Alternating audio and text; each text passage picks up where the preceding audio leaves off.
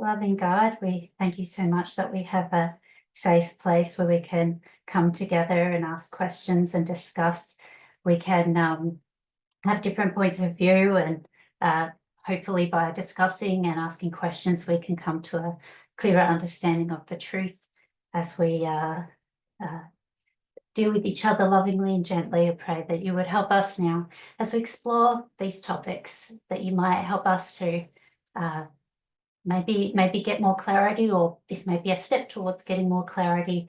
So we just ask you that you'll be with us in our hearts, also that you would help us to be alert and sharp to focus our attention as well as we go through these things I'm going to present this morning. So be with us.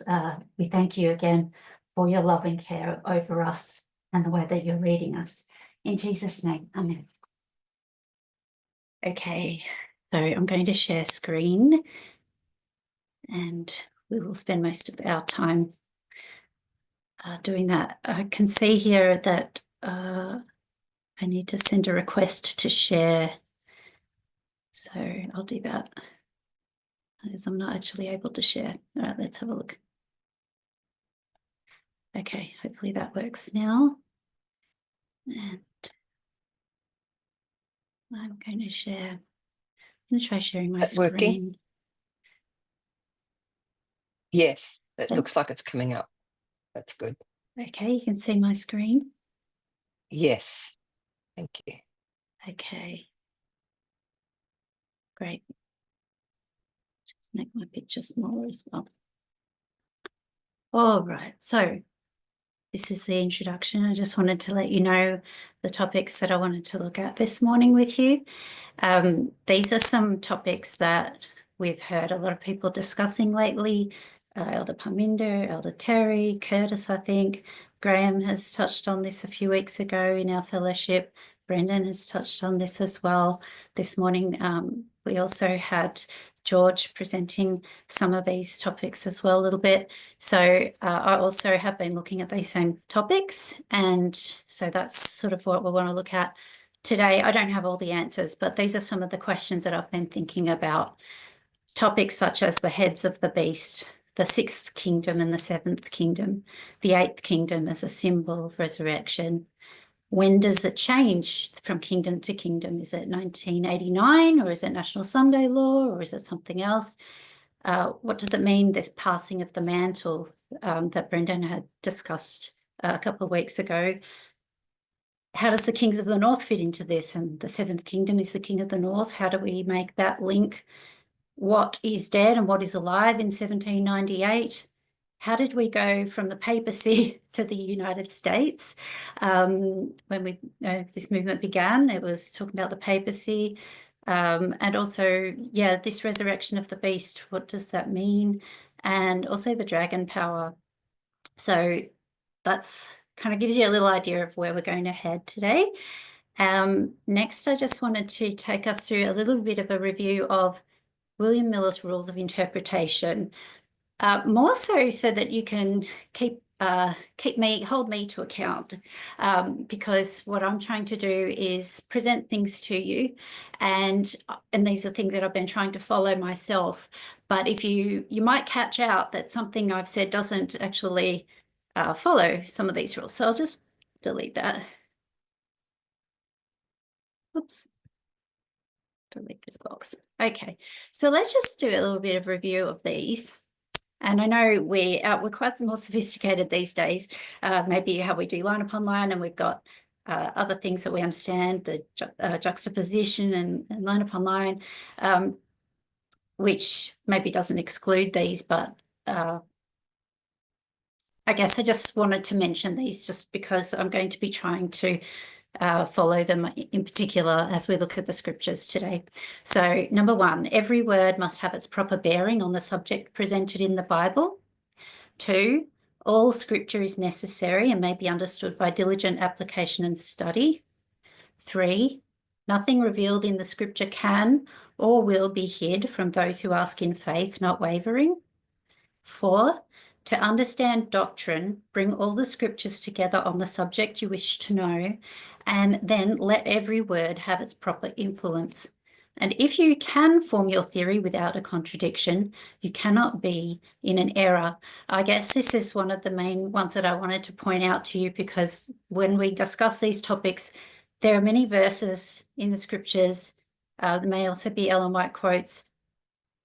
If something that I present breaks one of those things that you're aware of, make a note, because I want to know, because everything needs to add up and make sense together. We can't have some verses work and other verses not work.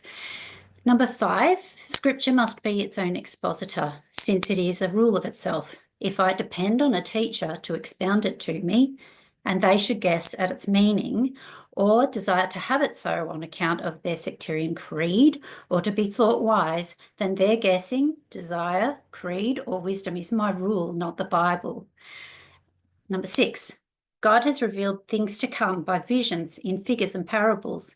And in this way, the same things are oftentimes revealed again and again by different visions or in different figures and parables. If you wish to understand them, you must combine them all in one. So again, number 6, I want to bring this to your attention as well today. We'll be looking at the way the same topic is brought to us in different figures and parables over and over and over again. That builds up a picture. So I'm hoping to follow rule number 6. And number 7 is visions are always mentioned as such. And then there are other rules as well. So feel free to have a look at the whole list in your own time. All right, so question. Saini, if I could call on you. The question is, where do we go to learn about the King of the North? If I wanted to understand that, where would I go? Daniel 11. Daniel 11, thank you. I agree. By the way, if I ask somebody a question and you don't know, just say you don't know, and I'm happy to move to the next person, so don't feel too pressured. All right, Daniel 11. Okay, so Daniel 11 is one of our lines, but this morning we had a presentation by George, who also showed us this on his board. We're going to work our way up to chapter 11, I think. We're going to start somewhere. So Lynn, if I wanted to build up to chapter 11, where do you think maybe I would start? Chapter Oh, 13. Daniel 2. Daniel 2, that's what I was thinking. So let's just have a look. I've tried to put a sequence here, and we can see we're going to have line upon line of this description of this same thing that we're trying to understand. So we're trying to understand the King of the North, but we're going to work our way up to that. So chapter 2, it gives us a sequence of kingdoms, and it gives us some characteristics. We have gold, there's a word about glory. We have silver, which is inferior. When it says brass, it just mentions it's the third one. Iron is pointed out as being strong. And then we have iron and clay divided, but yet there's that strength of the iron there. So we get some information, which is good, but we're going to need more information to understand the King of the North. So where would I go next, Josephine?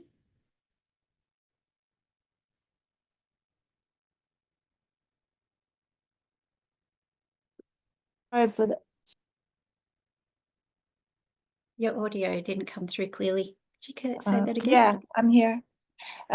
Still in the book of Daniel, I would go to chapter 7. Chapter 7. Yep, that's what I've got there.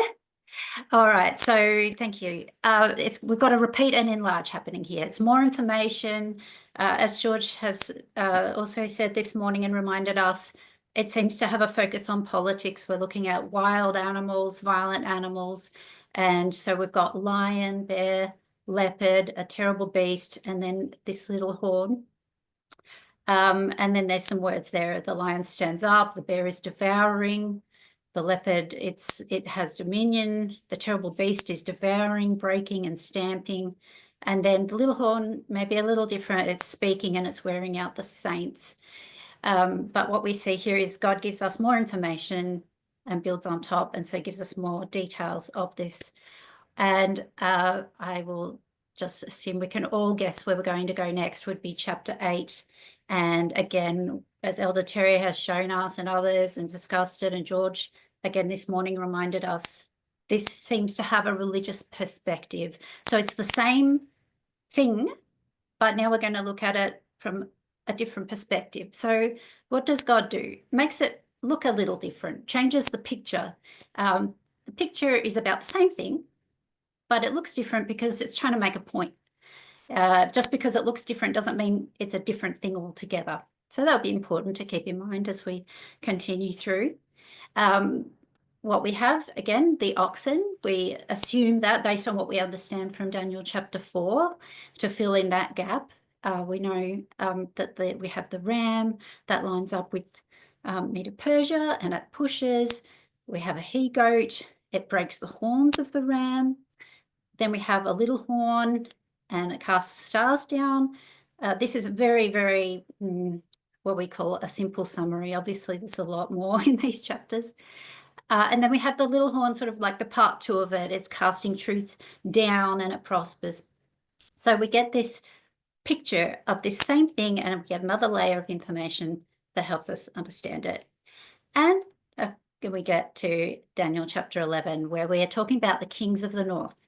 So Nebuchadnezzar is told in chapter 2 that he is the king of kings. So these kings, they're not just a local king. These are like superpowers. They're the kings of kings. So Nebuchadnezzar would have been like supreme, and then you have kings underneath him. So kind of keeping that in mind, but he's the king of the north, the first one. And again, I think we understand that from other parts of scripture too. Then we have, it goes through, chapter 11 goes through Medo-Persia, it goes through Greece, and it goes through Rome. And then we get down to the papacy, the pink one, where we're seeing that fight in Daniel 11, verse 40, and the role of the papacy there. So hopefully, I don't think any of that would be new to any of us, but it's just good to see this established as we continue to move forward. That story of Daniel chapter 11 is giving us another point of view about the king of the north fighting against the king of the south. We have a little bit in there about leagues with the glorious land. We have ultimately its success and ultimate rise, and then its destruction. So it gives us more information. All right, so I've got here, let's start counting. So how many have we got here? 1, 2, 3, 4, 5. All right, so... But like, I guess what I wanted to show here is that maybe sometimes we can view it as 4, sometimes 5 if we're looking at papacy, you know, Rome in 2 phases, but sometimes we generalize it and we just say there's 4 phases of this. But how do we go up and we increase it to the 5, besides what I've already mentioned? We understand that Rome comes in 2 phases. We have pagan Rome and papal Rome. So there is this understanding, which then leads us to having 5 phases of this entity that we understand is going to help us understand the King of the North. So I think that is fairly familiar to us. How do we get to 6? Esther, any ideas on how we actually get to 6?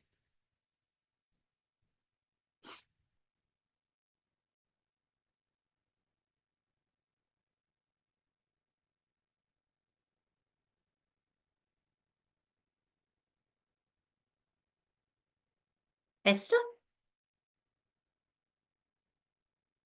Okay, we can move to George.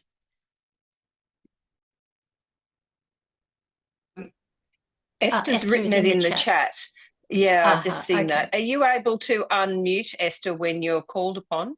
Just unmute, speak, and then you can mute again when you're done. Because as Katherine explained, she won't be able to keep watching the chat very well. Is that possible? Are you able to do that?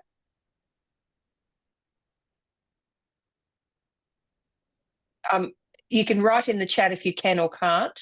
If if you can obviously speak. I'll come back. If you can't, it's fine. Sure. Oh, okay. No, Esther she can't unmute. Okay, that's fine. That's fine.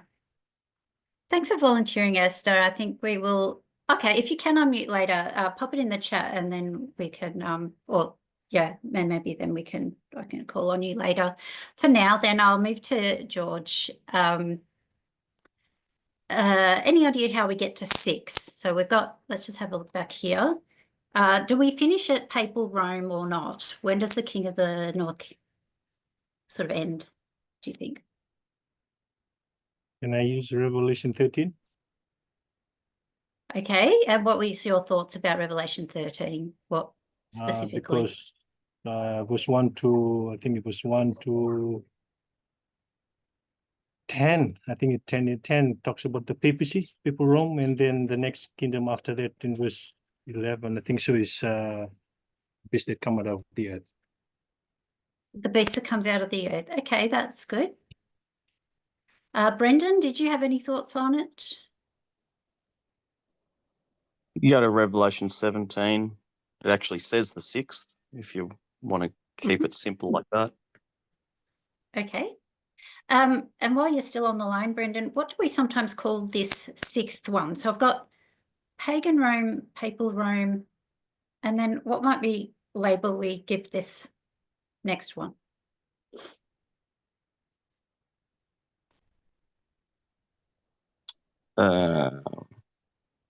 If you don't know, that's okay. Yeah, I'm not sure. It's all right. Nobody's a mind reader either, knowing where I'm heading with this. All right, I'm going to I was going to suggest automatically we... say modern Rome, but I don't think it Modern is. Rome.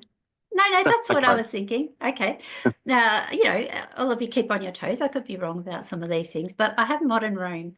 So if we're staying in Daniel, so let's not head into Revelation yet. We kind of just want to stay in Daniel for the time being. It's really good if we can arrive at answers without leaving the chapter, ideally. So we've got Daniel 11, verse 40, and we're all familiar with this verse. What happened here is there was a line, and the line was cut, and 1798 was separated from 1989 as 2 separate events. So this introduces like another phase, if you like, of the King of the North, which we can add to our list and make a 6th. We have pagan Rome, papal Rome, and then modern Rome. So at the time of the End magazine, we see Elder Jeff using this term, modern Rome, and in some of the pioneer writings as well, modern Rome seems to be used when it's talking about the papacy. But Elder Jeff is going to start talking about the United States here in this time of the End magazine. So I'll read some of these quotes. Modern Rome is first presented as retaliating and sweeping away the Southern Kingdom, the kingdom of atheism which brought about its deadly wound in 1798. We see the United States symbolized as ships and chariots as it begins to repeat the infamous historical record of the alliance of Clovis. So he lines up the United States with Clovis. Economic and military power was supplied to the King of the North in this war, just as Clovis came to the aid of the papacy in the past. The context being, the attack against the USSR and the fall of the Berlin Wall. As Clovis came to the aid of the papacy by offering military and economic support through the acceptance of Catholicism instead of paganism, the United States not only supplied military and economic support to bring down the Soviet Union, but it began its prophetic role as apostate Protestantism, or the false prophet of Revelation 16. So what we see here is that at the beginning of this movement, we see this line is cut. We now get 2 events in that verse of verse 40. And now we get another phase in Daniel of the King of the North. Hopefully we can see that. And the label we've given that is modern Rome, or it has been modern Rome. I understand that we've had increases of knowledge since that time, so that's okay, I understand that. But just working our way through, let's just follow the steps we've taken. And I know and I understand that Elder Terry is presenting a lot of things that are helping to explain even the way we work ourselves up to these points, not just when we see it break out really publicly, but we see there's always a process that leads up to something. So I don't want to discount that either. So here we have a methodology we might call first the literal, then the spiritual. So we went from 4, we went to 5. Now we're going to say first the literal, then the spiritual. We have a modern Rome, a different application. And now we've got 6. The USA is the armies of Rome, which is why it gets involved and becomes King of the North from 1989. That little exclamation mark was just to remind me to say that obviously we're still exploring exactly what the applications of this is today to understand that. So I've drawn this another way, so we can look at it sort of from left to right like a timeline, and just going again with what we had before.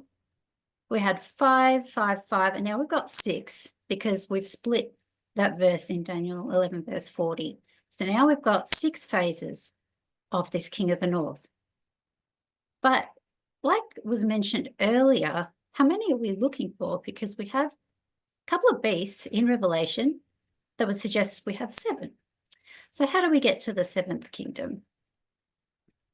All right, so there we are. Here's our beast. For now, I'm going to start with Revelation 13, and we're going to build up. We'll talk about chapter 17 as well. We see a beast in Revelation 13, and it's got 7 heads. But how do we know it's connected to Daniel? Maybe this could be talking about something else. We don't know necessarily. So can we know that this is tied to the book of Daniel, and how do we know? So Graham, do you have any ideas or thoughts of how we would connect this beast to Daniel so that we know it is talking about the same thing? One of those good questions that you go blank on. I'm going to say one of Miller's rules sort of points to it. So there's a really rough guide there. I think I would change the language that Miller used slightly. Miller said something like, bring them all together into one. And I would say, overlay them one on top of the other. So they're parables laid on top of each other to tell different parts of the same story. Okay, thank you. All right, so we want to add this on as a layer. That's what we'd like to do, and it seems pretty intuitive that we should do that. We want to justify why we can call the 7th kingdom a king of the north. So far, we only have 6. We need 7. So we need a way of linking it. We can expect this to be another layer, but we need a way to justify doing that, I think. So maybe if I share the verse, and maybe Ray, you can unmute and just have a look, see what you think about when we see this beast in Revelation 13, what is the clue or the identifying thing that maybe helps us to make that connection?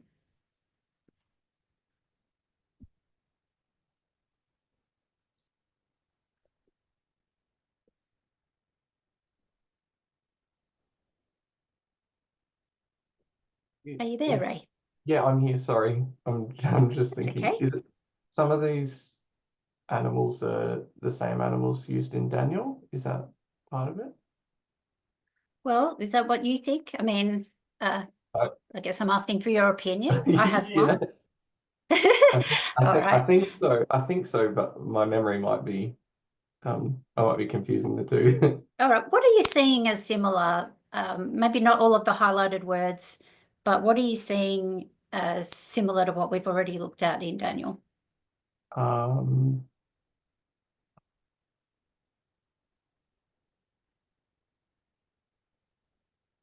Would you like me to go back to the list? Yeah, do you mind? Is that okay? Not at all. No, let's go back up here. All right. Actually, I might be able to put them both on screen at the same time. So you're seeing anything? Yeah, so you can see like a lion, a bear, and a leopard. Okay, lion, a bear, and a leopard. Leopards. Yes, which gives us a good clue or a good link to say we're getting a repeat and enlarge here. But we've got some things that are new. We've got dragon. We haven't seen that. We've seen terrible beast. So potentially we could argue there's a connection there. It's that dragons are terrible beasts. And then we have this thing about the papacy. So we're also seeing 5, if you see that link as well. 1, 2, 3, 4, 5. But this one here has 7 heads. I'm going to say that this is starting to help us understand why can we put the label of King of the North on these heads of this beast? Because otherwise we're just sort of saying, sounds like a King of the North, and we can put it there, but this gives us the ability to actually do that. So hopefully people can follow that. If that doesn't make sense, feel free to unmute. If it does, but you want to discuss it at the end, then make a note. All right. So now we've got 6 of Kings of the North, but we've got 7 heads of the beast. So this one has got a mouth of a lion, got feet of the bear, it's like a leopard. The dragon, we link to pagan Rome. I'm not justifying that now, but that's something that we're pretty familiar with already, just as background knowledge coming into this meeting. The one that got the deadly wound, we normally link with papal Rome. We've got a problem here because we've got 2 more heads, but we've only got 1 modern Rome. So this to me is interesting. This is the sea beast, remember? And we've got a 6th head and a 7th head of the sea beast. So we're out by 1. What should we do? So I'll go back to Saini. Do you have any ideas of how we could resolve this problem?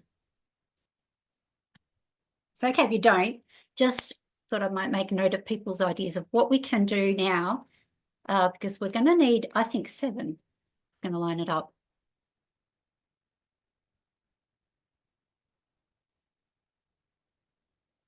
All right, I'll go to Lynn. I'm Any not sure thoughts? I'm able to help there either. Sure. How are we going to line them up? That's the question, is it? Yeah, what are we going to do? Because if we want to say the 7th head is a king of the north, but we've got 6 kings of the north so far, just before we left Daniel. So staying within Daniel, we've only got 6. But now we're seeing that this layer is telling us there should actually be 7. So if we're going to put the label king of the north on the 7th head, what do we need? Or what do we need to do? Or I how guess could we resolve it? characteristics. It'd have to have characteristics that are the same as the other head, the other kings of the north, yes? Yes, I think so. We'd have to have the same characteristics. So all the heads should have the same characteristics with each other, similar characteristics with each other, but also this whatever the king of the north is trying to show us, that should also be something we're seeing in the 6th and the 7th heads. I think is that what you said? By characteristics, are you asking, is that what I mean by characteristics? Yeah, I guess, yes. Yeah, things that they're doing, how they're behaving, I guess. Okay. Their right. behaviour would be similar. Sure. So we might look Or the at when same. we're making application, we're looking at whatever that kingdom is, and we're going, is it acting like those other kings of the north? And then maybe we're going to say, because we can see that, we're going to just say that they're the king of the north. I guess my question then would be, is that following rules by staying within the scriptures, or is that not? I don't know, but it's a tricky problem, which is why I'm posing it to everybody. So Josephine, do you have any ideas? The 6 is one entity, but it has 2 phases. Okay. The lamb, like one, and the dragon. Yes. So Okay. therefore, the 7 is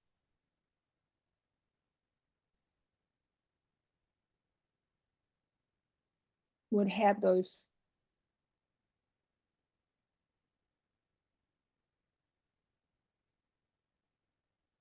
So 7th must be similar. Yeah, it Because began. what? It began Okay. like, but it's changed. Okay, so that's changed form. okay. So you're looking at the earth beast, and it starts off lamb-like, and then it speaks as a dragon. So you're suggesting maybe that's when it speaks as a dragon. Maybe it's both of these.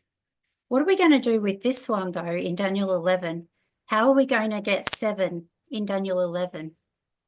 Or do we just not worry and we're just going to do this and just say, well, there's 6 here, but that one covers both of those. I just wonder what people think. I will show you my thoughts in a minute, but I'll give one more person. George, you're next on my list. Do you have any thoughts?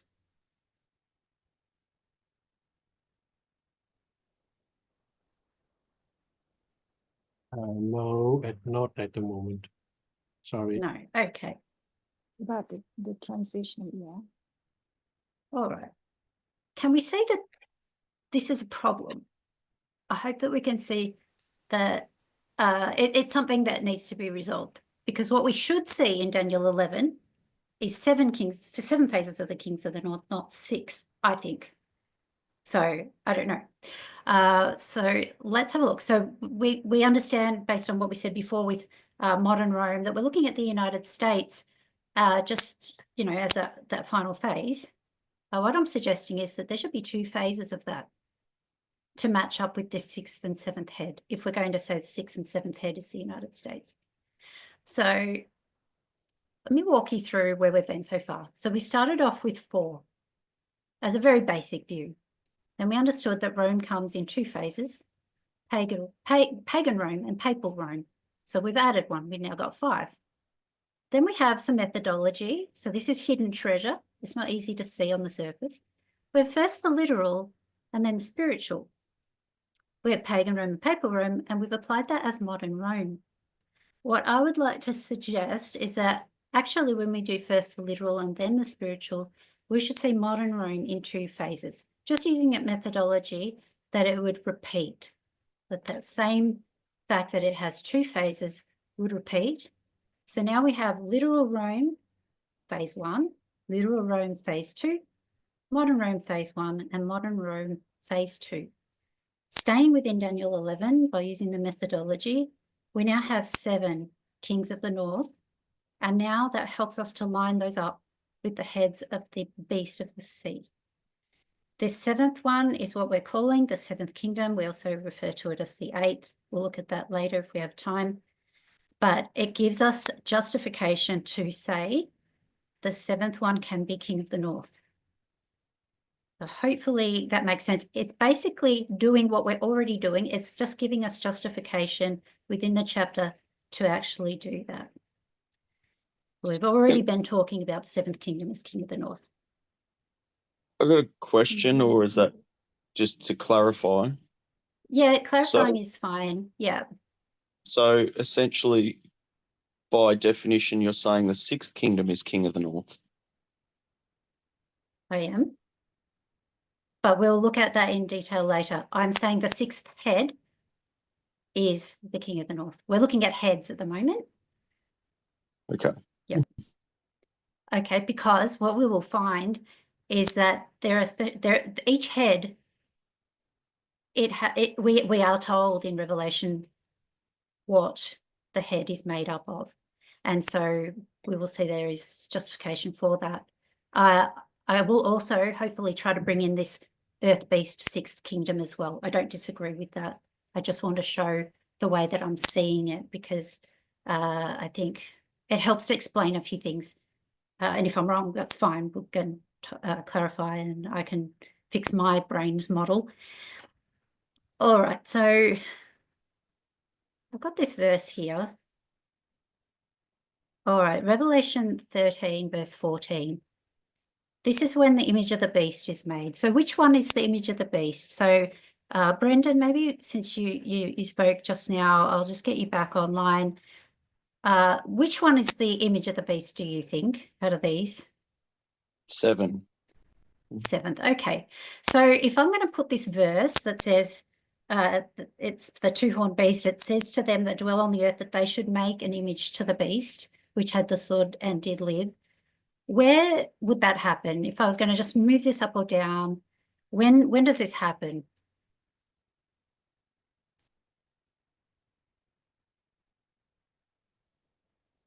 Would I put it up there? Would I put it here? Would I put it in between there at the end? Oh, you mean physically, where does it happen? Okay. Like what, you know, between which head, or like, you know, if this was a timeline from top to bottom, what's the context? Where do you think I would put this verse? Because it's not current, it's saying they should make. Mhm. So that's I don't know how to answer that, because it's not current, it's not present. they should make an Okay. image of the beast, which may the sword need live. If I didn't think about timing where it says it Mhm. should make it in the future sometime, well, it would be at the 7th, but it's Okay. not saying that in the verse, if you know what I mean. Sure. That's fine. Graham, what is your opinion on that?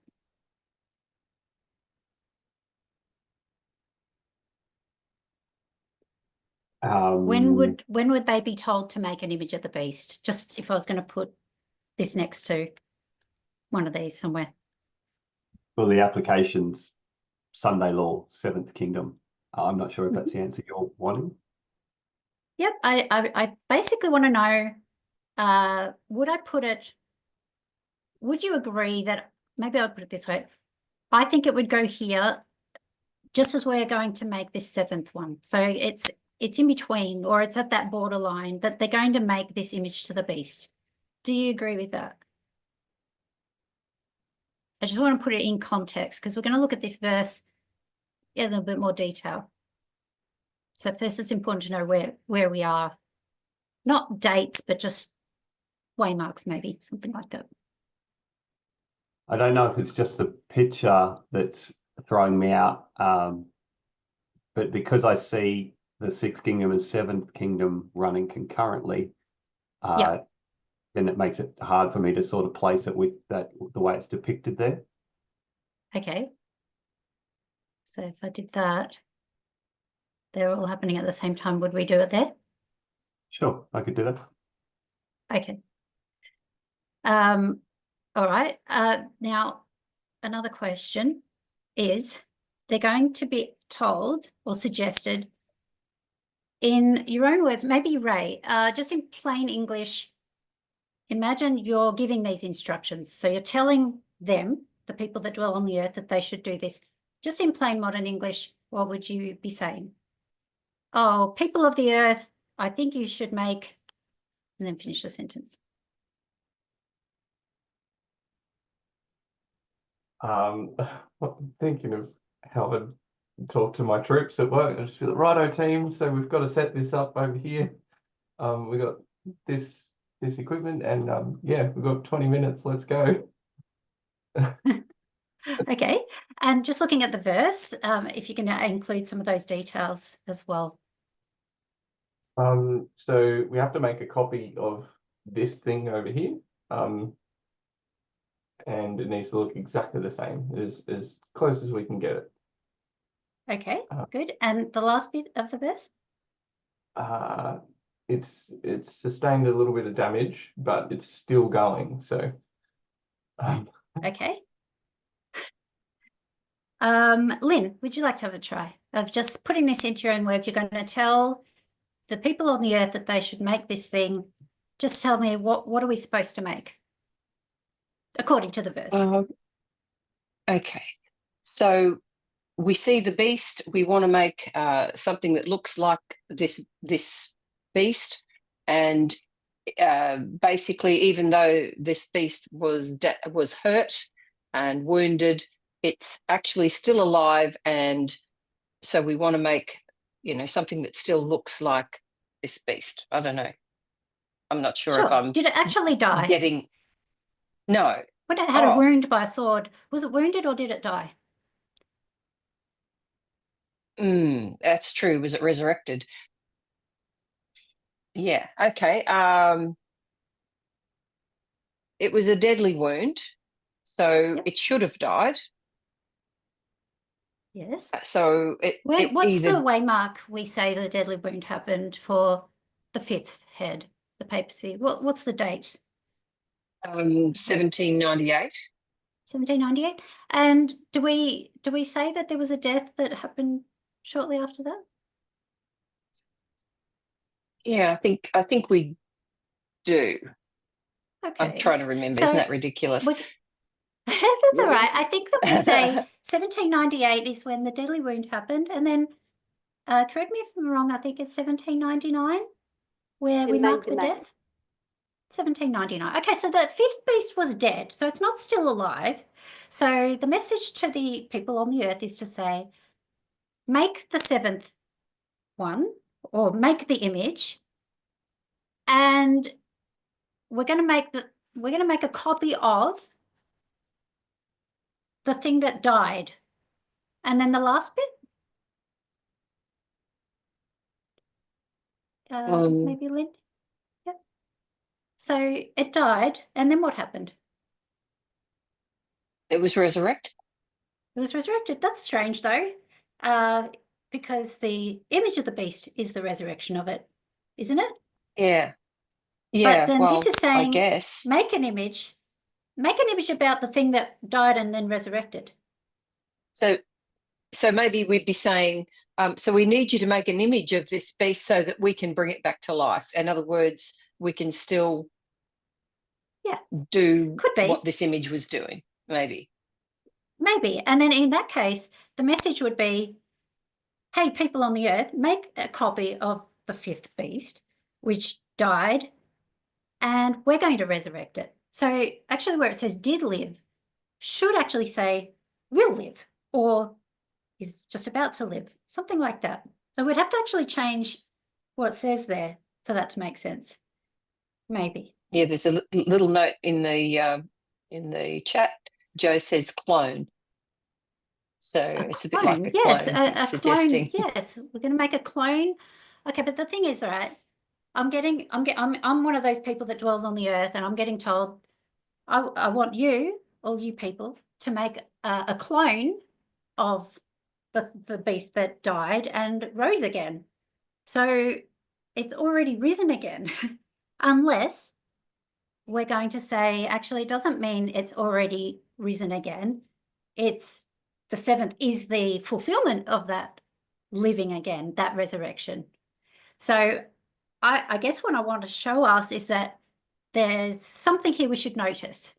I don't disagree that the seventh is the resurrection, but I want us to see that there is this interesting feature in this verse that we should maybe dig into a little bit more. So what I did was dig into it. I wanted to see, what does the word actually mean?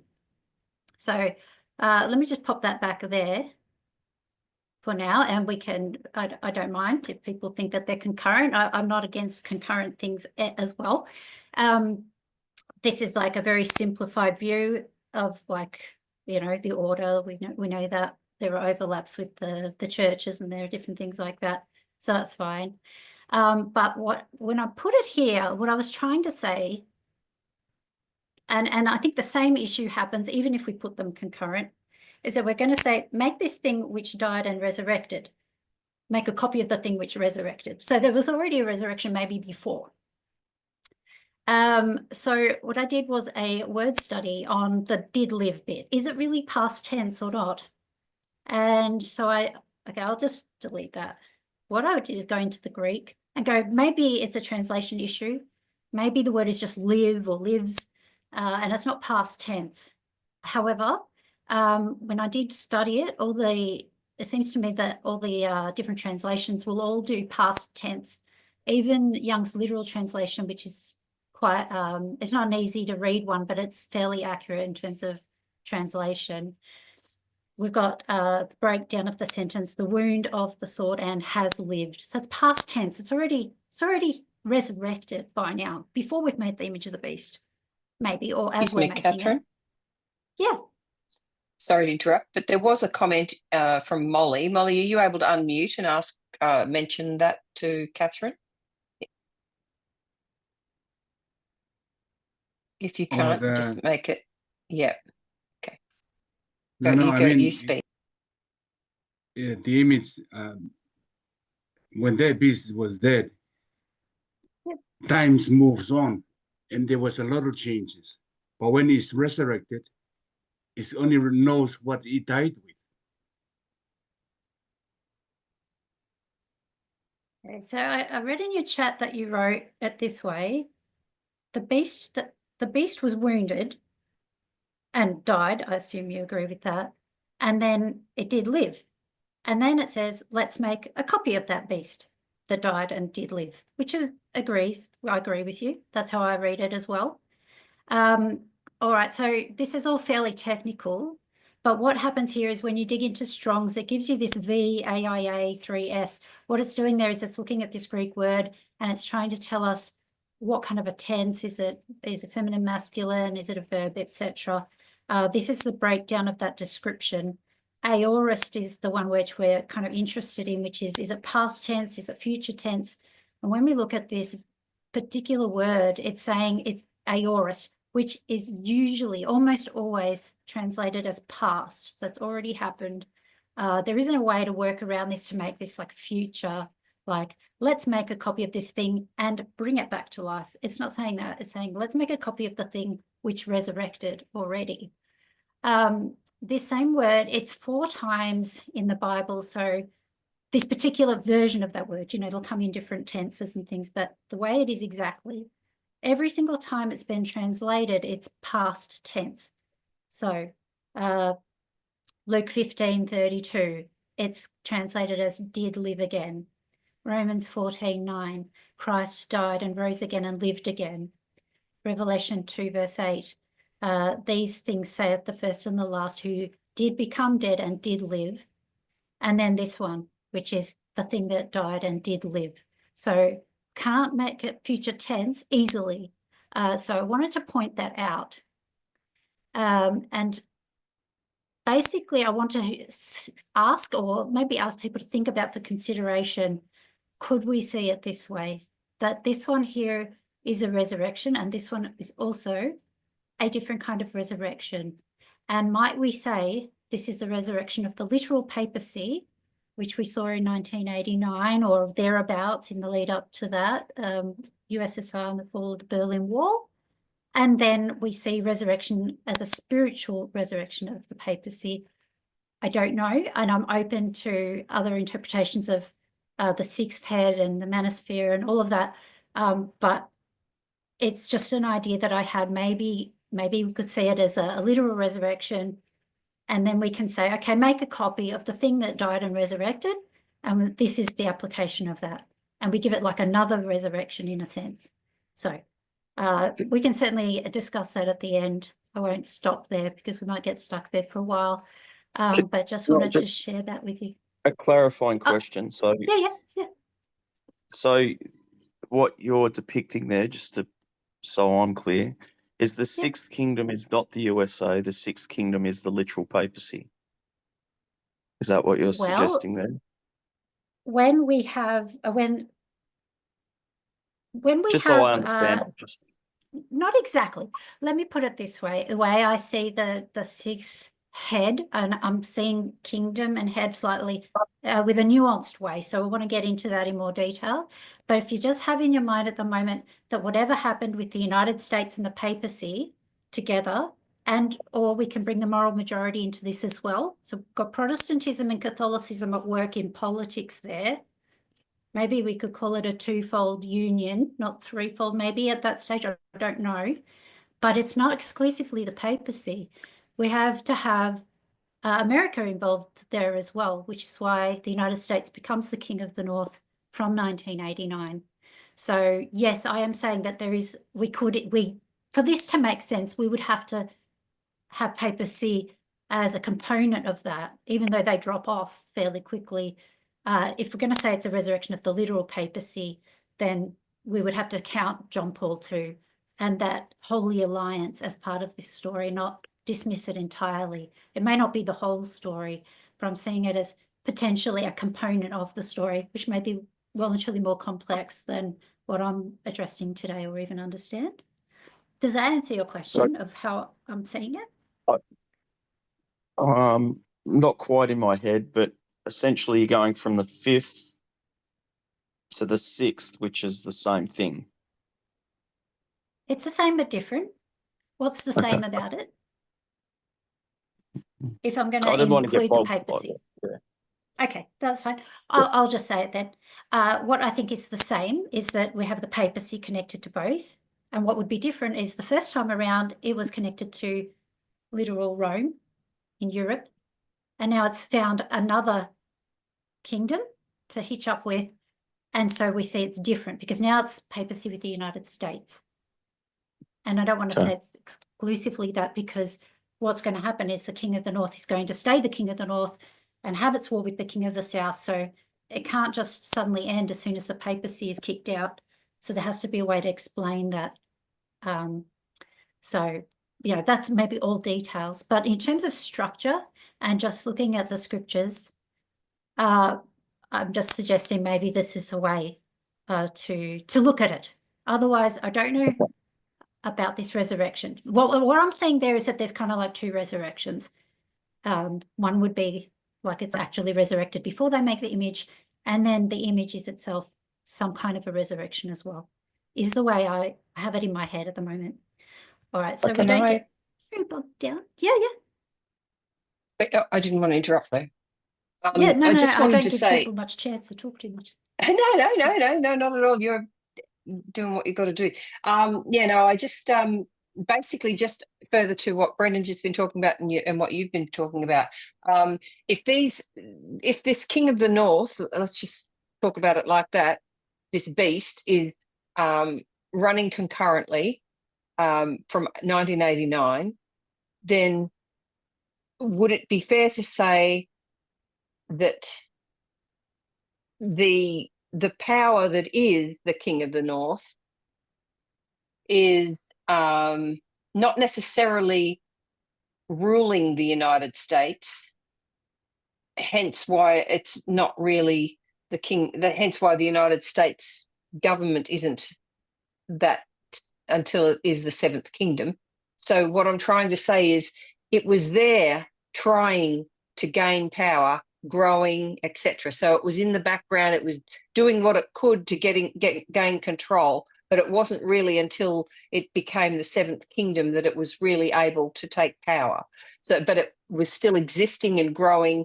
So it was resurrected, if you like, Oh, yeah. in 1989.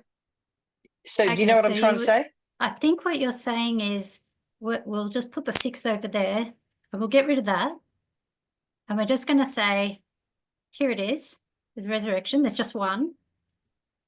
And then wherever this happens, maybe it all happens at once. The people of the earth are going to make an image, which is this one. This is the image to the one that died and lived. So, okay, let's make this one. So we haven't made it yet because they're getting told to make it. Yeah. So, okay, people of the earth, make the 7th head. We want it to be just like the one that died and rose again. I think we still have maybe So a that couple, would be all in, wouldn't that all be in the time of the 6th kingdom? They're being told to make it because it hasn't come yet. And then when the 7th comes up, even though in one sense that the power that becomes the 7th was in existence, it hadn't formed, it hadn't been formed into that image as yet. Do you know what I'm saying? It was there, but they were, it's like they've got all the bits of the Lego, but they haven't put it all together yet. Exactly. Yeah, no, that's fine. Yeah, I think that there's always a story. I mean, even with papal Rome, we might mark that as 538, but we know there's a story well before that of this thing, the seed of it, it develops, you know, Paul writes about that. So there's always a story that leads up to this. So that's completely fine. All right, so we don't get too stuck there. I want to now talk about 6th kingdom because people have questions about that, and it's my question as well. But isn't the Lamb like USA the 6th kingdom? Isn't that what we thought? Isn't that what we think? I think that we can return to that a bit further down as well. I understand that this is something we need to consider. Is it the 6th kingdom or not? Okay, so, or is it the sea beast or isn't it the sea beast? Because there's 6 heads. So what I want to do is just show us a picture of this chapter 17, which is going to talk about these kingdoms. And the context of chapter 17 is here, 1798. And we've heard this many times. John is standing there on the beach, looks one way and sees the sea beast and looks the other way and sees the earth beast. And we know that this earth beast, we call it the 6th kingdom. It's not the king of the north. It's not a king of the north. So we already see that there's something a bit funny about this one. it is a bit different. It's like Johnny's getting shown, look into the past and everything you've ever seen and look forward, and this is something you've never seen before. Granted, this is a deceptive beast. Let's not be fooled. It's not actually perfect, because we know it's going to speak like a dragon. It's even, maybe you could say, more dangerous because it's wearing a cloak of goodness, or it will develop into something horrible. But at the point in time where John is, he's being told, look back, and the sea beast has a sixth head. So we've got a sixth over here, and we've got a sixth over here. And are we saying that the earth beast is actually the sixth head of the sea beast, or is it something different? So it's just something that I wanted to plant in our minds now, recognizing that we have this situation. And we know that while he's there in 1798, he's told that this beast is dead. So we've got all of that. It's dead because church and state were separated. We know that that's why it died. It's not like there was an end to state or there was an end to church. What ended was that relationship. And when that relationship was cut apart, that sea beast is now dead, in a dead state, and it will resurrect. But for now, we've got this sixth kingdom, the earth beast, which, as we can see, we need to decide, is it the sixth head or isn't the sixth head? Now, let's go back to the sea beast. I just wanted to add that there as another layer. So what I did with chapter 11 was dig out maybe hidden treasure, or if people disagree, they're entitled to do so. So we've got 7 phases of the King of the North. That would be 2 phases of modern Rome to match up with 2 phases of literal Rome. And then we've got Revelation 13, which we've got 7 heads, and that way they all line up, which means every head of that sea beast is a King of the North. Something interesting here about this 6th head, because it's not the earth beast. This is now, we're talking about the sea beast. So what's another layer that will give us more information? Well, we have Revelation chapter 17. Let's have a look at that and see if we can find out a little bit more about this entity, which we need to understand. All right. So he carried me away in the spirit into the wilderness, and I saw a church sit upon a scarlet-coloured beast, full of names of blasphemy, having 7 heads and 10 horns. And the church was arrayed in purple and scarlet colour, and decked with gold and precious stones and pearls, having a golden cup in its hand, full of abominations and filthiness of its fornication. I've swapped out the words. We know what it actually says, just upsets me too much to see it on the screen. So I've swapped out that word for church. And in some ways, it actually helps us to see it really clearly as well.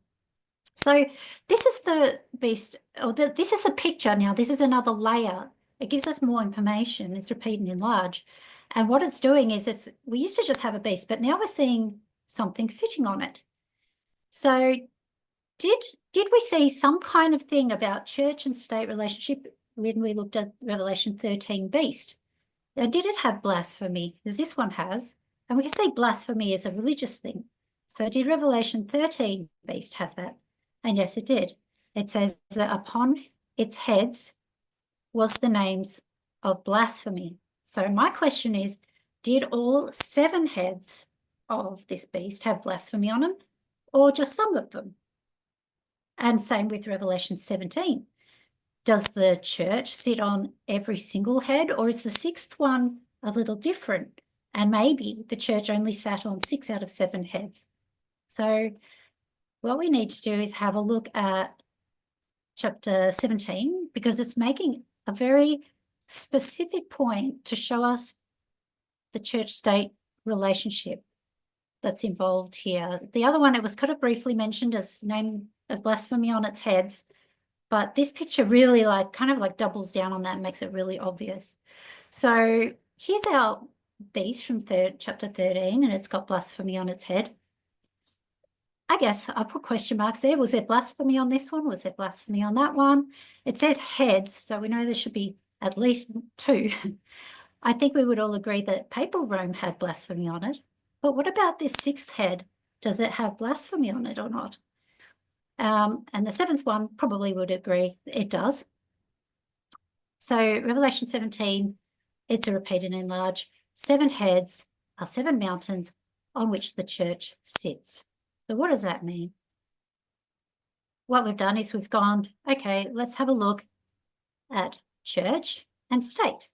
Because in this picture, the beast is really looking at state, and the person sitting on top is representing church. So it's a little bit more detailed. All right, let's have a look at what this series are. It says the 7 heads are 7 mountains on which the church sits. So we have 7 mountains. And what's a mountain?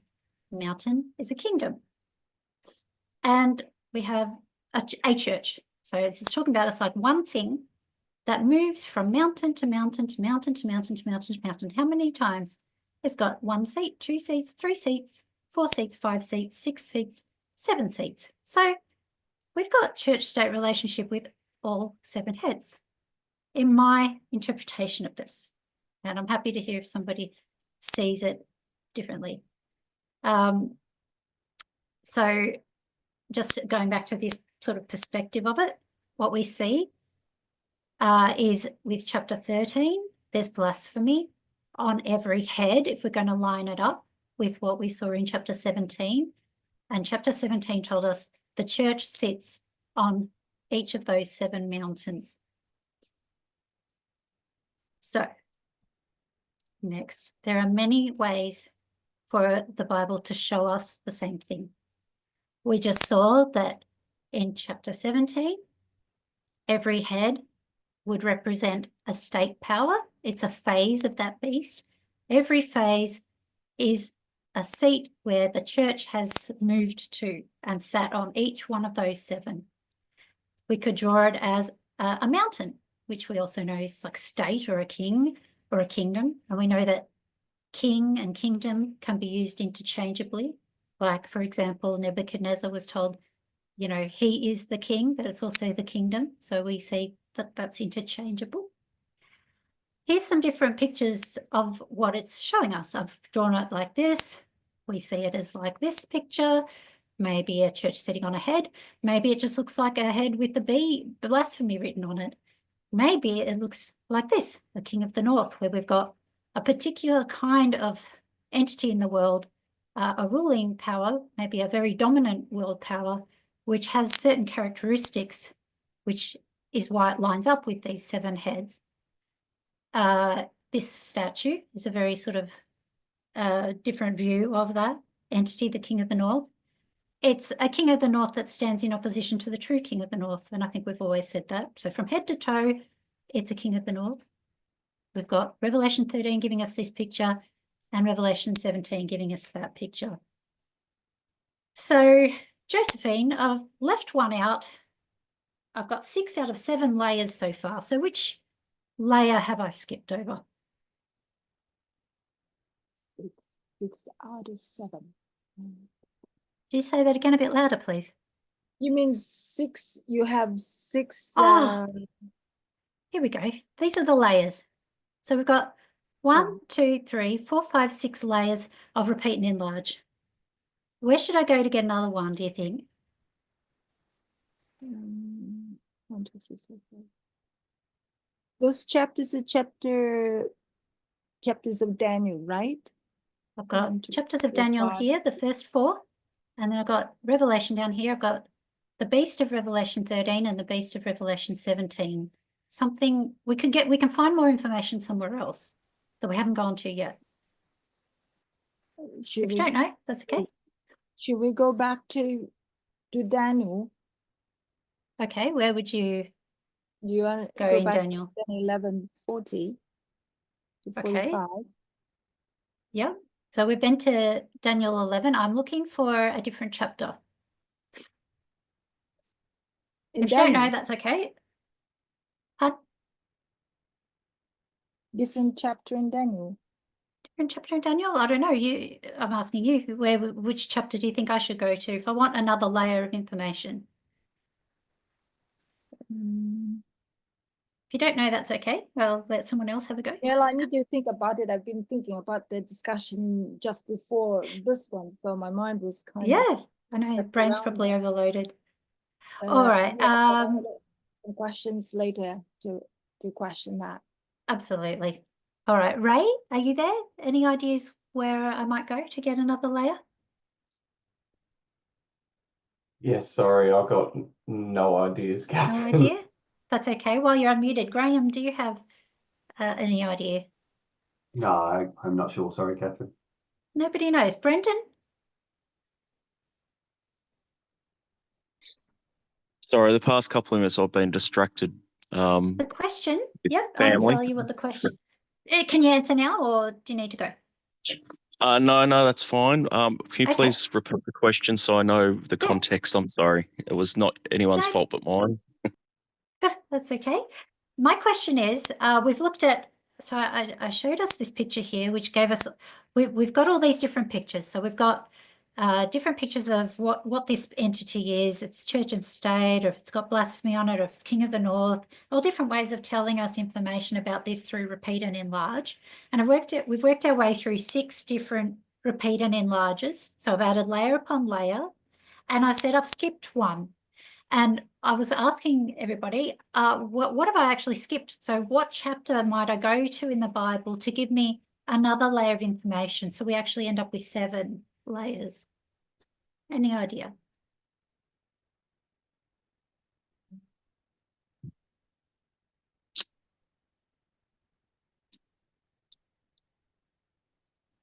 I'm looking for a Is it in the chapter Old of the Testament? Bible. No, It's in the book of Daniel. it's no, I didn't say it's in the book of Daniel, but you said that. All right, George, any idea? Man, I think I might have asked everyone. Lynn or George, the other two. I think I didn't ask. Have either of you got an idea? Sorry if I've already asked you. Catherine, if they don't have a I guess, can't. I have a shot in the dark. You have a shot in the dark, Graham, because I was very much having a shot in the dark. So you go with your shot. Just Revelation 18. Just a guess. Okay, that's not where I was going. Maybe we can discuss why you suggested that at the end. I'd be keen to hear the reason. Lynn, your shot in the dark? Oh, look, I was thinking more along the lines of like, and this is totally wrong, I know, but Hebrews or another book that's basically, anyway, that was the thought that I had. Okay. But Yep. So I don't again, know. yeah, it wasn't where I was going, but I'm interested in the reasons why, maybe when we can chat later.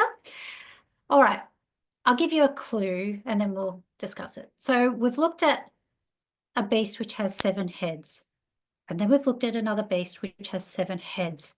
Is there anything else that has 7 Revelation heads? 2? Revelation. Or maybe comparing it to the churches, but I'm not sure Well, whether that would work. Oh, did you say that Revelation 2, the churches? Oh, hang on. Okay. Anyway, sorry, keep going. Yeah, no, that's fine. So something with 7 heads in Revelation. 7 mountains. Dragon. Dragon. Dragon. Revelation 12. Revelation 12. Remember this one? All right, here's the verse. And there appeared another wonder in heaven, and behold, a great red dragon, having 7 heads and 10 horns, and 7 crowns upon its heads. All right, so can we see why we might look at this as another witness or another layer of information? It has 7 heads and 10 horns. Just like we've seen, we saw 10 horns in Daniel. We've seen 7 heads and 10 horns already in Revelation. And now we've got 7 heads and 10 horns again. And it's got crowns upon its heads. So this is not unrelated, it is related. So here we are, we've got 7 heads. 1, 2, 3, 4, 5, 6, 7. Revelation 13, 7 heads and 10 horns. Revelation 17, 7 heads and 10 horns. Revelation 12, 7 heads, 10 horns. So something is important is different though. Something important is different when we look at this great red dragon. Something I want to point out as different.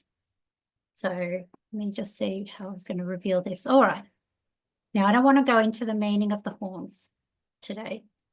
It's interesting to know, and look at the horns, but I don't have time to cover everything today. But in Revelation 13, where are the crowns? Crowns are upon the horns. In Revelation 17, we have 10 crowns again. Well, they're not called crowns, but it does talk about there are 10 horns, which are 10 kings, which have received no kingdom as yet, but received power as kings. Now, that word power, you've got to be careful in Revelation.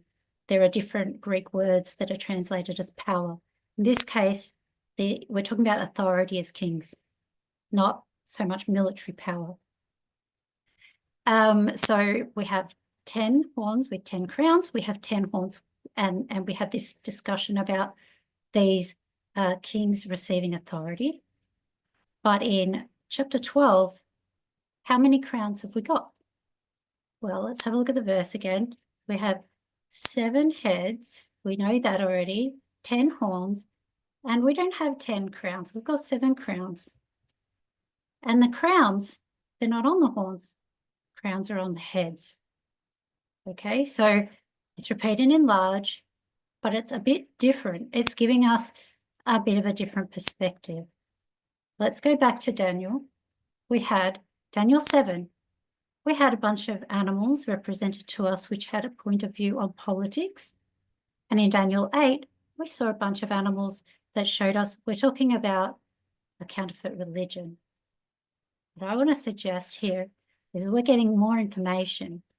We've got 7 phases of church and state. We've got 7 heads of churches and state, because one of them is talking about blasphemy on its head. The other one's talking about a church on its head. And this one here, we have a head, but we have a crown. So we don't have a church sitting on top. We have a crown sitting on top. I want to maybe ask people to consider, is this saying the same thing, but it swapped them around as 7 heads and 7 crowns? Each head represents something, and then we have a crown that represents something. Typically, a crown will represent dominion, some kind of authority. So whatever this head represents, each of those heads gets this crown. It's a bit different.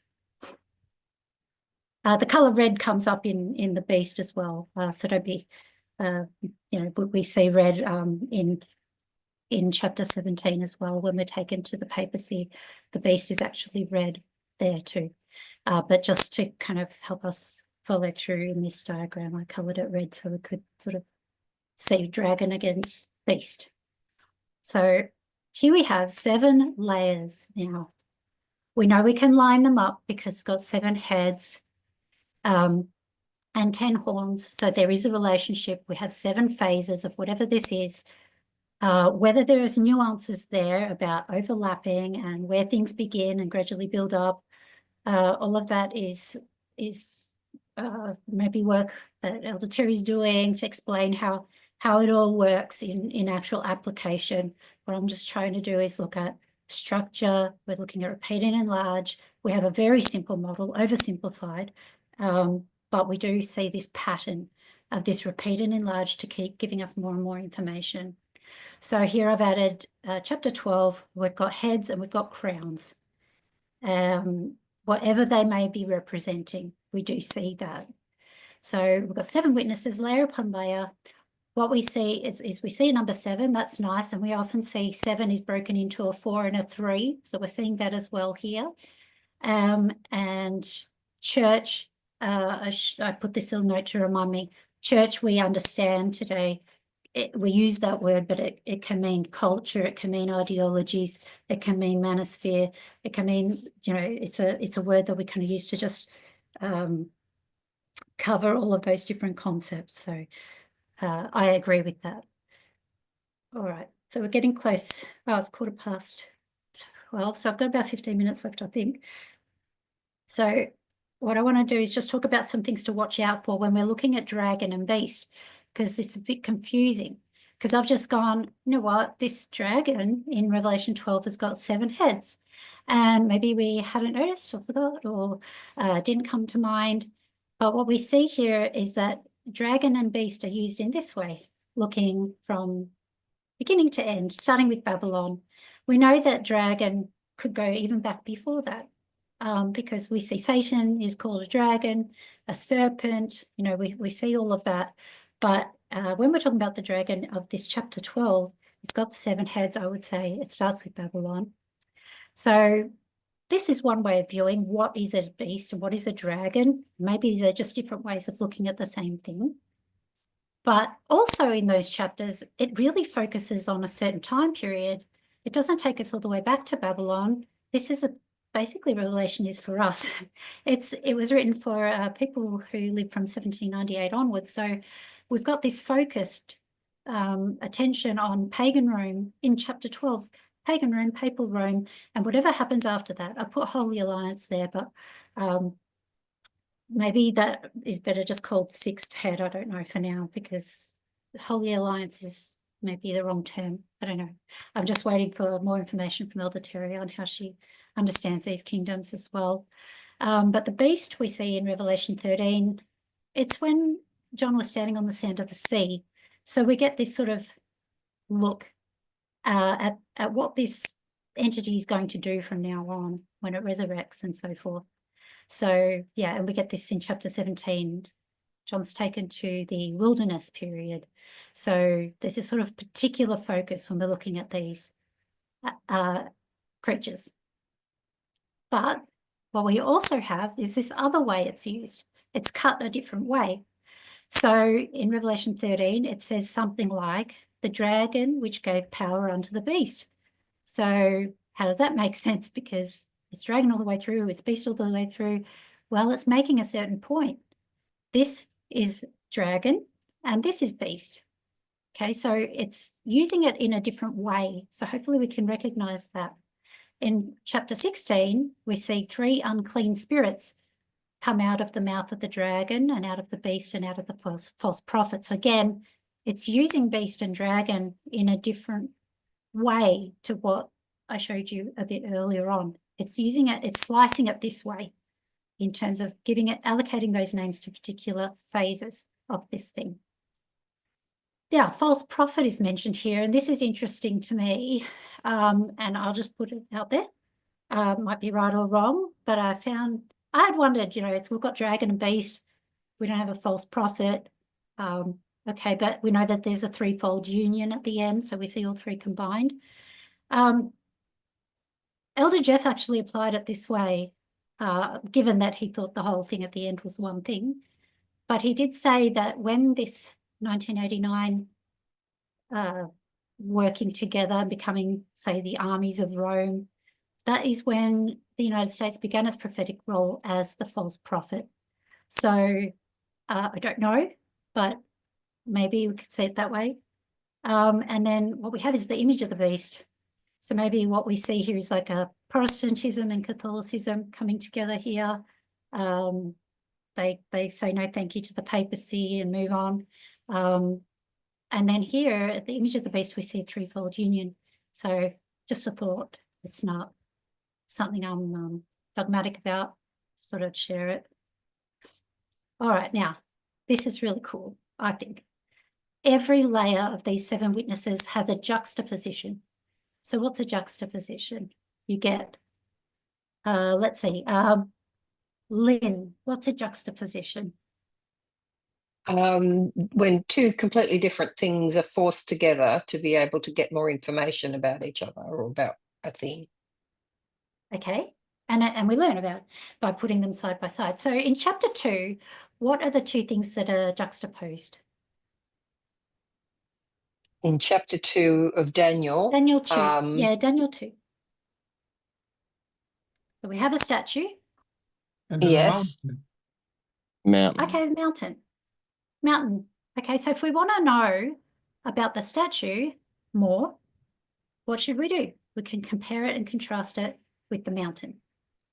All right, Josephine, what about chapter 7?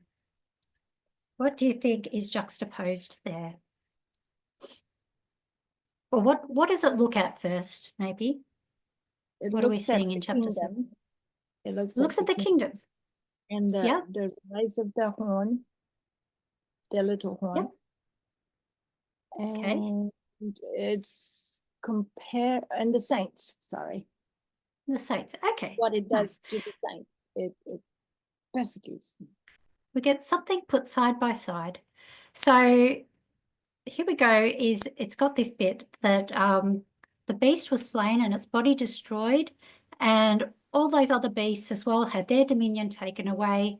And then a couple of verses later it says, the Son of Man was given dominion, and his dominion is an everlasting dominion which shall not pass away. So we see here a compare and contrast. Dominion is taken away over here, and Jesus' dominion shall never pass away. So we see a juxtaposition side by side of these powers that are ultimately going to lose dominion and one who receives dominion. All right, chapter 8. George, what do you think we should see in chapter 8?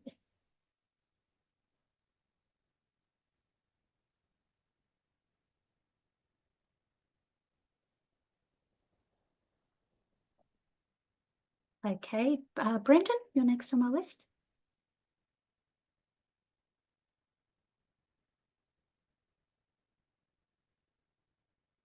Sanctuary. Sanctuary. Okay, so we've got sanctuary animals, like a counterfeit one, and then it's going to be compared with, if we're looking for a juxtaposition and we think that there probably is one in every chapter, The real one. well, we might see the real one.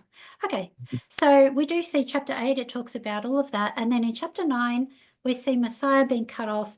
And in the midst of the week, Jesus will cause the sacrifice and oblation to cease, because Jesus is the sacrifice, the true one. So again, we've got a juxtaposition, counterfeit sacrificial animals and the lamb that was slain, the true sacrificial animal. All right, so just for time, I'll run us through the rest. Chapter 11, King of the North versus King of the South. We see the compare and contrast, as we've been shown by Elder Tess, church over state and state over church. There might be other ones we could draw from this as well, but that's a juxtaposition we get from chapter 11.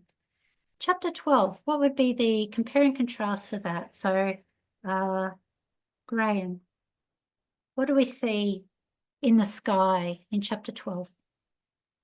Two things side by side.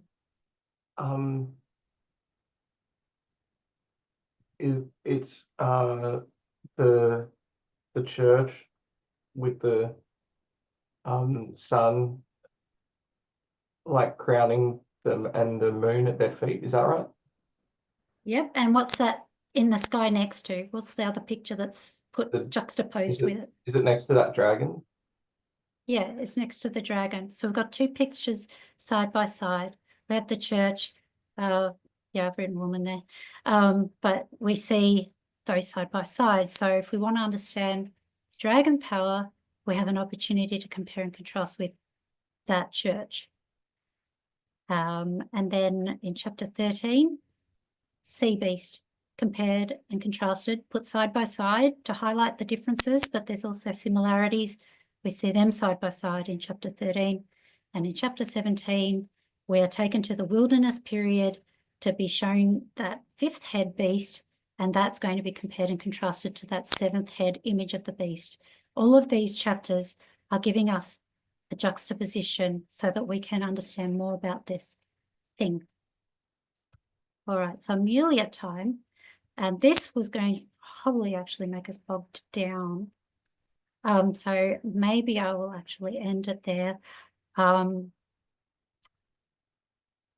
people will have questions on this. It is whether or not I think that whether this earth beast is the sixth kingdom, and I do think it is. And I wanted to explain why I think it is, given everything I've already said. And I wanted to show you my sort of maybe nuanced, maybe you might say complicated position on that and walk you through that, but I can't do that quickly. So I might have to save that until next time. So I'll end there. I'll just give it a little, there is a little bit I may have to say about that at a future time, unless my opinion changes in the meantime. This is always evolving. But I thank everybody for being here, and especially to the people that were brave and volunteered to unmute and speak, because it can be a little bit nerve-wracking sometimes to be asked questions on the spot. So I want to say a special thank you to them as well for helping me. So let's close in prayer. Thank you. Holy God, I think that your scriptures are so beautiful. I find as I gaze into them that there's such a depth there. There's so much treasure in there. And I know where I'm just scratching the surface. Where I'm making mistakes, pray that you would help my family members, perhaps help me. If there are things here that are correct and true, then may they become more evidently so over time. But we do know that this is your message, this is your movement, this is your truth. Ultimately, this is all about you.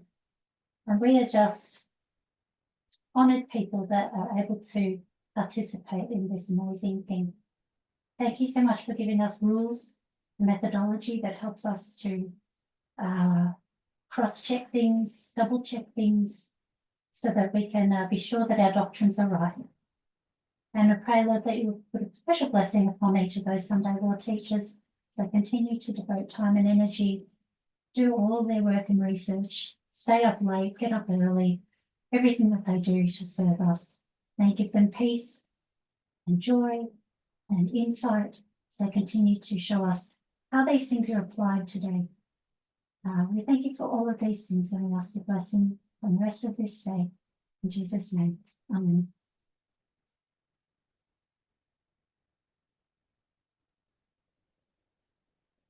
Okay, thank you, Lynn. Thank you very much, Katherine. Really appreciate all the work you've put in on that. It's certainly been food for thought, and I'm sure it's been a blessing for everybody as it has been for me. Let me just replace that. I'll just say we do have a little bit of time if anyone does have any questions for either George or Katherine. Does anyone have any questions or any comments that they'd like to make? I have some questions for Katherine, if she's willing. Oh, you go ahead there. Let me just pop Katherine back. Hi, Graham. Hey, Katherine. Just on the depiction of, I'm not sure if you're able to get it back up on the screen at all. It's not important if you can't. Happy to Just do going that. Yeah. Through the kingdoms, 1 through to 7, and there were the black pictures that you had there with the writing in them. There's lots of them, sorry. You mean this one here? A bit further up. Hey, tell me if you see it.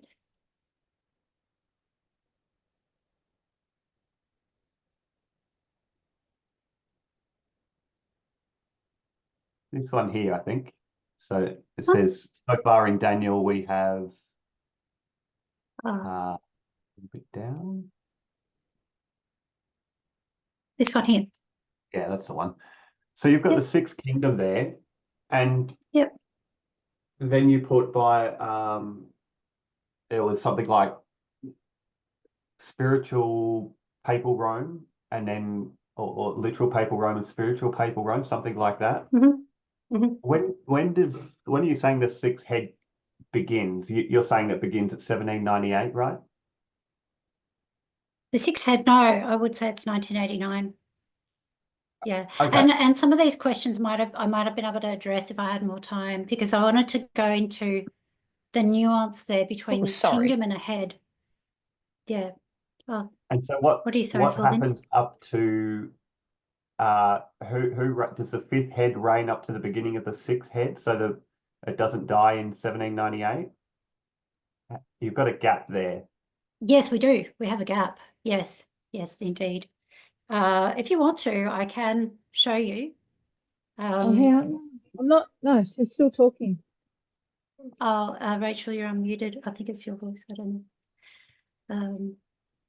So yes, I recognize that there's a gap. So yep, I would probably drag that down and pop something in there. Yep. And So do you know what you would put in there? yes, I do. All right. So if you like, I can. Sorry, you this is through probably it. part of the topic you didn't want to touch, isn't it? It's not that I don't want to, it's that I ran out of time and I don't want to rush it, because what I'm going to do is end up maybe confusing everybody if I go too quick. I'll give you a run through quickly, but if all of this is confusing, I apologize. Let me try to do this quickly. All right, so what I was going to do next is show us that what we saw before. So we know that there's an earth beast here. We know that that's alive, 1798. We know that the sea beast is dead. Church and state were cut apart. Neither of those are actually dead on their own. The church, or whatever we're going to call it, culture and ideology, something satanic, it's still alive. And what we see the papacy trying to do, and maybe we could say other spiritualism type entities, this kind of animal spirit that we've been hearing about, these things are alive potentially, but they need a beast. They need a kingdom to connect with. So my understanding is that that's still alive and well. It just doesn't have a kingdom to control yet, because the earth beast is saying, no, we're secular. We don't have a state religion. And so it's resisting that. So I've got this phase for the earth beast, and I'm saying that that's not the sea beast. It's a different thing. So that's how I'm understanding that. And we know that that's not the king of the north, at least not yet. Maybe there's something else happening in the background. I know Elder Terry's shown us the two different parties in politics and all of that. So I'm listening and trying to learn. But what I've then done is gone and looked more in detail at chapter 17, because chapter 17, it makes a very deliberate effort to show us that each head has two components. If it doesn't have both components, it's not a head, it's not alive. That's why it dies. So we have the first one. Maybe Babylon has this religion about Marduk. Medo-Persia has Zoroastrianism. It's got some kind of a cultural religious belief attached to it that it uses and enforces. Greece has the Greek polytheism. Rome is polytheistic as well. We know that that's spiritualism, paganism. And then we get down to the papacy, and that was a church-state relationship. It's a bit different though, right? Because the church has now become different, so Satan had to copy that. So now we've got not all embodied in the one person, the king. Now we've got sort of like two streams, but they're connected, which is why it kind of using this kind of fornication type idea. So when we get to 1798, and the verse will show us that the beast we saw, it's not white, because church and state got cut apart. And so it's dead at the moment. But we also see that there is something here that tells us this is tricky. I think that this gives us a clue. It says, verses 9 to 11 go into this. It says, here is the mind which has wisdom. Earlier in the chapter, it also says you're going to be shown the secret of this thing. There's something, it's almost like it's been put into a riddle, or it's tricky, I think, because when you read it, it's very tricky to read. But this, I've just unveiled it, but this is where I see the sixth kingdom. Why? Because we've got a kingdom. It's a nation. It's a glorious nation, if you like, but it's a nation. It just doesn't have a church attached to it. So how many kingdoms have we got? Well, if we're just looking at the yellow crowns, just ignore the church part. 1, 2, 3, 4, 5, 6. So it is a sixth kingdom. It just doesn't have a church attached to it. If it doesn't have a church attached to it, it doesn't qualify to be a head, because a head has to have both. So this is the way I've tried to show it. 7 heads are 7 mountains on which the church sits. This is, so we get told this is something for people who have wisdom and understanding. Then it tells you something you need to pay attention to. It's going to tell you there are 7 heads, but a head is made up of a church and state. Then there are 7 kings. See here, it's using a different word. There's 7 heads, but there's also 7 kings. And now we're going to talk about kings. We can include this one because we're talking about kingdoms. So 5 of those have fallen. That's fine. 1, 2, 3, 4, 5 have fallen. We're in 1798. And one of these kings is at the moment. Yeah, that makes sense because we have a kingdom It's a secular one, but it's a kingdom and it's alive at the moment. So the beast is dead, but there's a kingdom that is at the moment. Are you with me so far, Graham? I'm with you. Okay. How about you, Graham? Because this is sort of addressing your question. Keep going. Have you followed my logic so far, even if you don't agree? Why Sure, I would say I it's think. the 6th.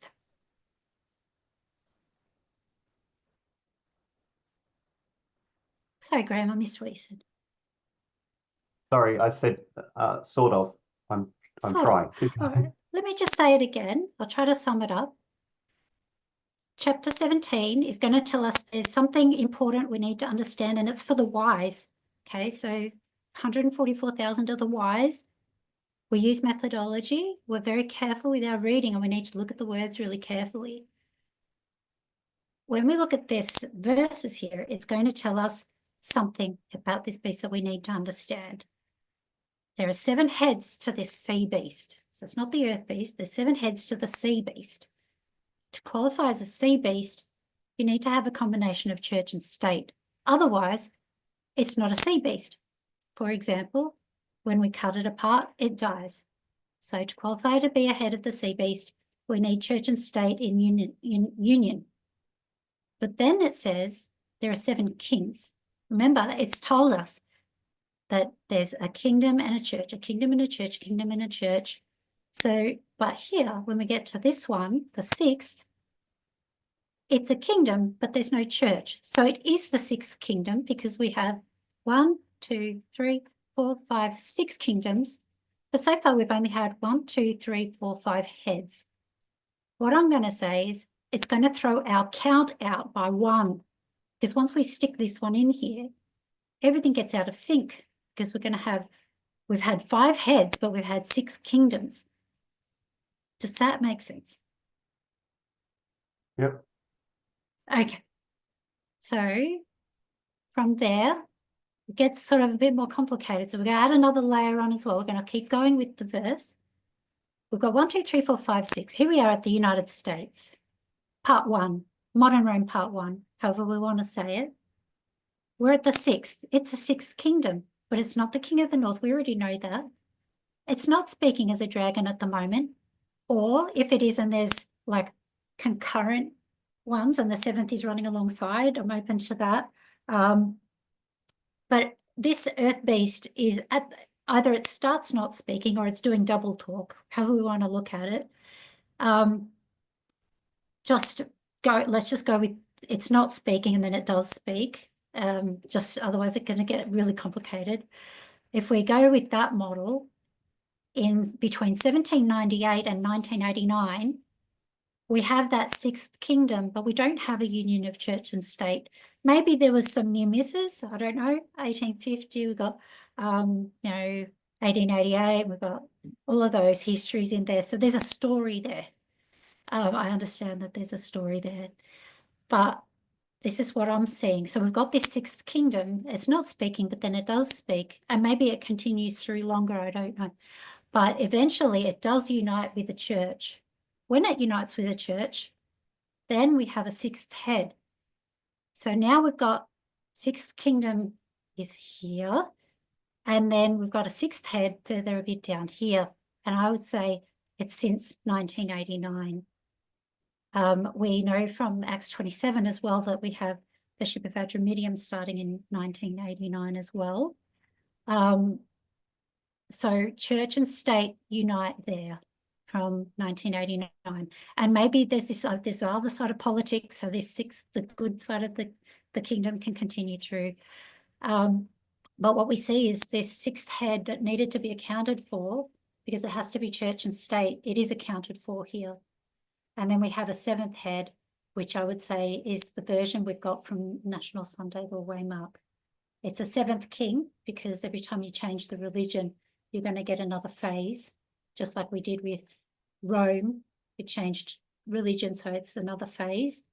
So now we've got kind of things are a bit out of sync. We've got 1, 2, 3, 4, 5, 6, 7, 8 phases actually, if we include this. But overall, we actually have 7 kingdoms and 7 heads, 7 churches. So we have an 8th. There is a bit of a mention about the 8th. The beast that was and is not, that's the papacy. It is the 8th, and we know that's a symbol of resurrection. It's of the 7, and it goes into perdition. We see here is an 8th and a 7th. Both are true. And even though it's symbolic, it's actually also true if we insert this secular nation in here as a phase, then everything gets thrown out by 1, the number of 1. All right, so this is the last bit. We're looking at these models that we've been shown. 5th kingdom goes down, 1798. The 6th kingdom rises. We've been told it's the earth beast, it's not the king of the north. This is the protector of the people, separation of church and state. They're juxtaposed so that we can see that they're different. It has 2 horns. It's not a religious power. Then we get down to the next transition, 1989. The 6th kingdom, I think, continues on, but we have this 7th kingdom. Now, 7th kingdom, I don't mean it as the one we normally call it. This is like the 6th head, okay? Remember, we've put our things out of sync by 1. This would be the 1989, whatever happens between 1989 to National Sunday Law, a civil war. We've got I shall abide in death and protector of the people, both running side by side. There's war. We know that we have to have a king of the north because king of the north versus king of the south. So there is a king of the north here. So there must be a head of the beast here. And that's happening from 1989 through to this transition that Elder Tess showed us, 2021 to National Sunday Law. And when we get to this, we get another transition. I don't know about the 6th kingdom. I'm going to end it there and just say it's shipwrecked. The 7th kingdom has transitioned from whatever it was into this current administration, which is an 8th kingdom, but it's also the 7th head. Remembering, again, everything got thrown out by 1 number because we put the secular kingdom in there. It's thrown us out. And this is the image of the beast. So this is the way that I'm understanding it at the moment. And that was fairly rushed, but maybe it helps to answer or show you my thinking. And I'm sorry it's complicated, but the Bible does warn us it is a bit complicated, so I didn't make it up. How about I give a simple version that Yes. John puts out in Revelation 17, 10, I think 10, 11. He starts with 5 are gone, which you've already said. And then he says 6, and 1 is, 5 have fallen, 1 is, and the other not yet come. And when he cometh, he must continue for a short space. And the beast that was and is not, even he is the 8th. First John gives you in numerical numbers, 1, 2, 3, 4, 5, and then 1 is, that's 6.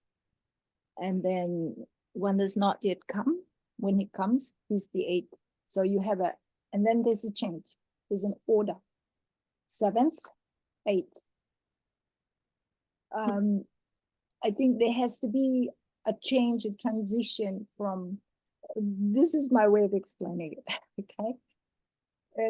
First of all, things were going, he was numbering 1, 2, 3, 4, 5, and then 6, and then the 1 that's coming is the 8th. So if there's an 8th, there has to be a 7th.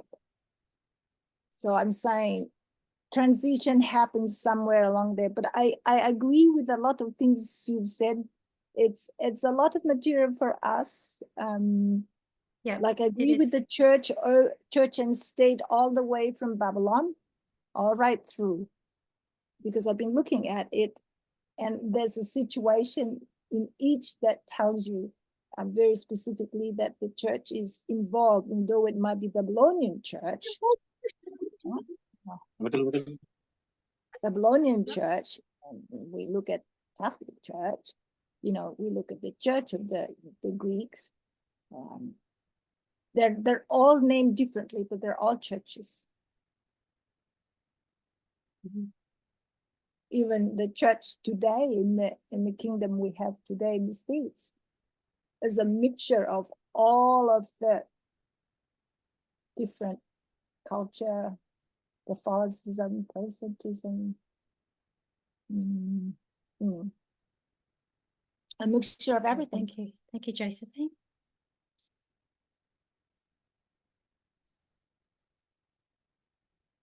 Okay, so I know it was a lot, and there was new things here. I guess what I need to know is, did anything break? Did any Bible verses break?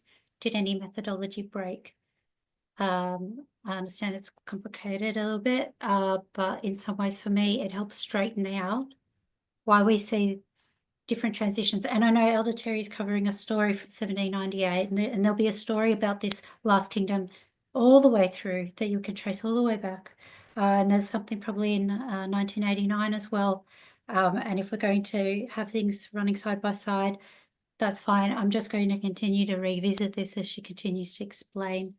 But at least if they're seen as somehow sequential, even if there's overlapping periods, or even if they are starting at the same time, if I can come up with a model that satisfies every verse and works, then it explains why we see the same pattern happening in 1798, we see it happen in 1989, and we see it happen in 2024, because we've actually incorporated a phase here which isn't church and state. So we've got to sort of like factor that in. That actually gives us 3 transition periods. So we don't just jump straight to the secular United States into the 7th last final phase. I think there's something there in between this church and state union. This 6th head needs to fit somewhere.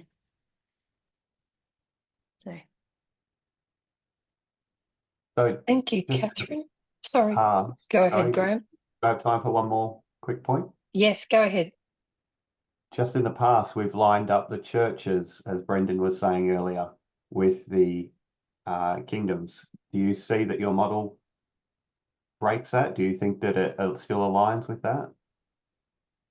so we say we're the 8th, which is like the first one repeated. Or do you mean like Philadelphia and Yeah, Sardis? more so seeing churches running concurrently. Yeah, I'm seeing overlaps here as well. I'm seeing overlap with the 6th and the 7th. I've got that Civil War period. We see things running side by side, so I don't have a problem with that. Even if we brought the 7th back to 1798 and somehow explain it, that's okay. So far, I'm not seeing it break anything. I think that we can have things running side by side. I think we do need an answer for what that 6th head is. If it can't be a secular United States, it has to be something else. And so we need to identify what that is. We can't just skip from 5th to 7th. My model does say that the 5th is a 7th, because that is a resurrection. That last image of the beast is a resurrection of the beast. So that's maintained. So yeah. Thanks, Catherine. I'm happy if people want to communicate offline as well. I'm kind of keen to understand this as well. I feel like I'm on a learning journey. I'm not somebody with all the answers. But what I have seen is maybe what I would call, I've identified some problems or questions, some things that we need to maybe have answers for. And I've tried to suggest answers to those, but I'm open to other ones as well. Thank you, everybody. I'll hand it back to Lynn.